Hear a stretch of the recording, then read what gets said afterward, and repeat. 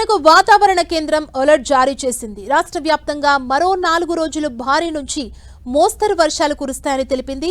ఉపరితల ఆవర్తనం కారణంగా ఈదురుగాలులు, ఉరుములు, మెరుపులతో కూడిన అకాల వర్షం పడే అవకాశం ఉందని వాతావరణ అధికారులు తెలిపారు. పలు ప్రాంతాల్లో పిడుగులు కూడా పడే ఛాన్స్ ఉందంటూ హెచ్చరికలు జారీ చేశారు. రెయిన్ అలర్ట్ తో పలు జిల్లాలకు ఆరెంజ్, ఎల్లో అలర్ట్లు జారీ చేసింది వాతావరణ కేంద్రం.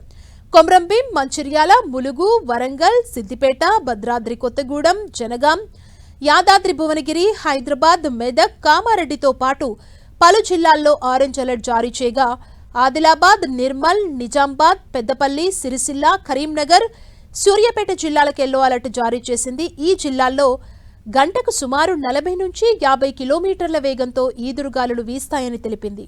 వర్షం కురిసే సమయాల్లో రైతులు, వాహనదారులు జాగ్రత్తగా ఉండాలని సూచించింది. చెట్లు, విద్యుత్ స్తంభాల కింద నిల్చోవద్దని పేర్కొంది. ఈ అకాల వర్షం కారణంగా కొద్ది రోజులు ఎండ తీవ్రత తగ్గనుంది.